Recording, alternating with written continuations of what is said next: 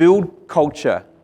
Recognize those heroes of culture, those who are able to bring people along and keep building a really happy place for people to want to work and be a part of.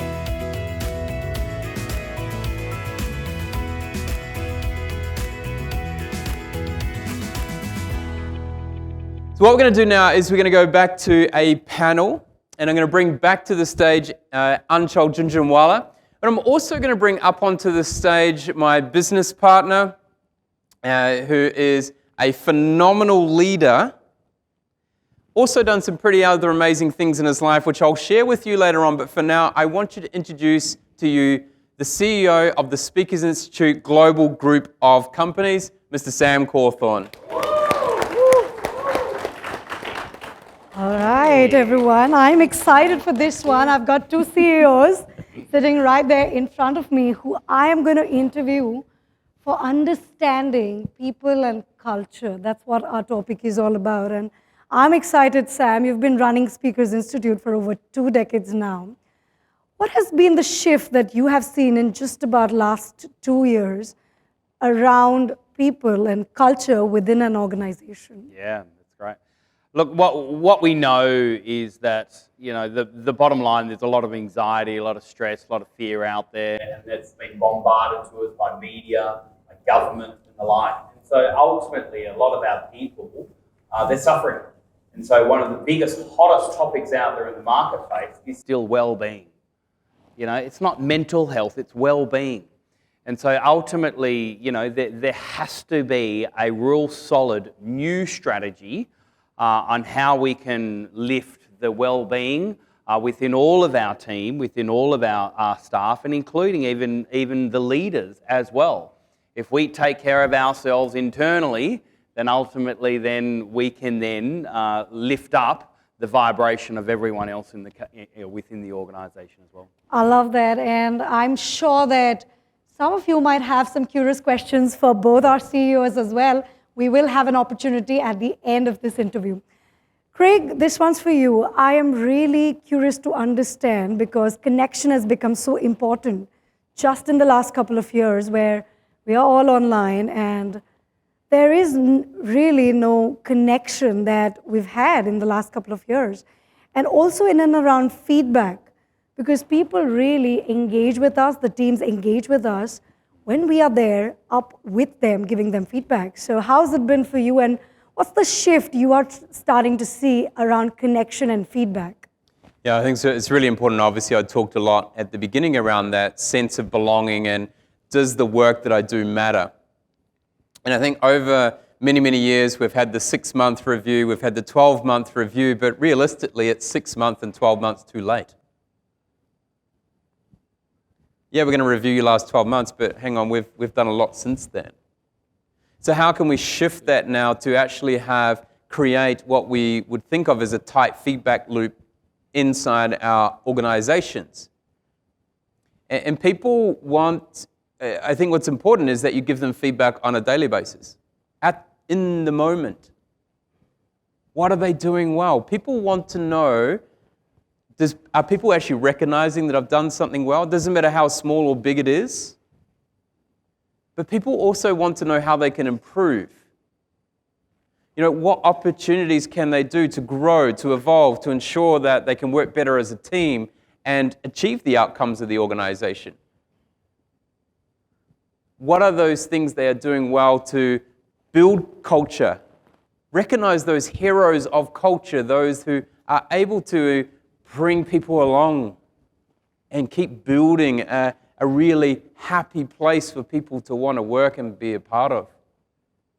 And there's a great aspect, and we're starting to see a lot more of this, Sam, around, you know, the gamification and how that's kind of existing now in the workplace. It's really interesting. Craig and I were talking literally just earlier on today. So we work with a lot of big, large Fortune 100 companies.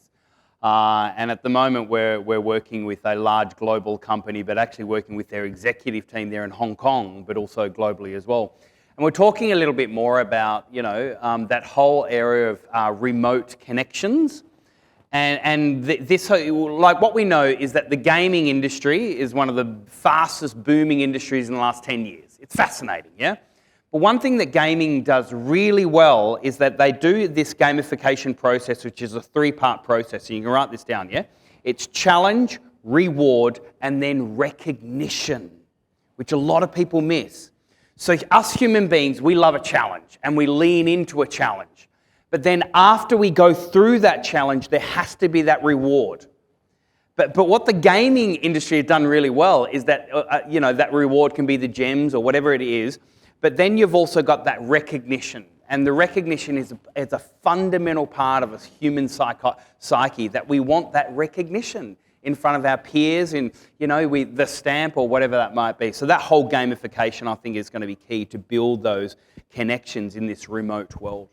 I love the discussion that is happening, and we will just have a couple of questions right after this question that I have for you, Sam. What are some strategies that you've been implementing in the last couple of years around people and culture, and really the shift that has happened pre and post-COVID? So I'm curious to understand the strategies. Yeah, so this is actually something, I've learned a lot from Craig and his leadership. One thing I think is a really, really important thing, that people can even visually see our face as well. And so that's really important. We always develop a culture where video's on. We love that idea where even if we're super busy, we have to still make time to either send a video or send an individual personalized video to individual team members or the like. So whatever that we do have within our own hands, I think the more that we can show that, the strategy of just a video connection or people see our face. One of my latest books is called People Follow People. And it's all about the future of the profile economy. How we no longer trust brands, logos, companies, organizations, governments, media, and the like. We now trust human beings.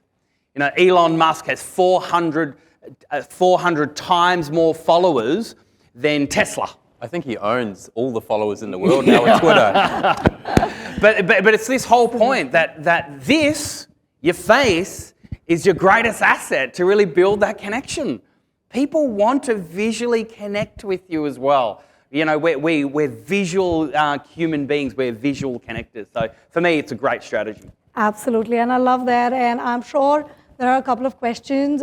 Is there anybody who would like to ask a question to Sam or Craig? By show of hands, please. Yes, Brigadier Basim. Sam, my question is about organizational culture. Huh. I do absolutely agree with you that that's a very fundamental thing that really helps an organization grow.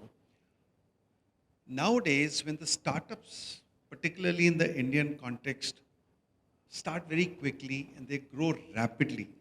And when they grow rapidly, they miss out on the foundational culture.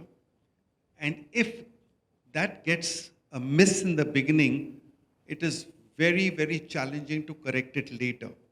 So what would you advise startups who are generally, at least I know in India, very young people who are doing it, very energetic, very much in a hurry to get results. Yeah.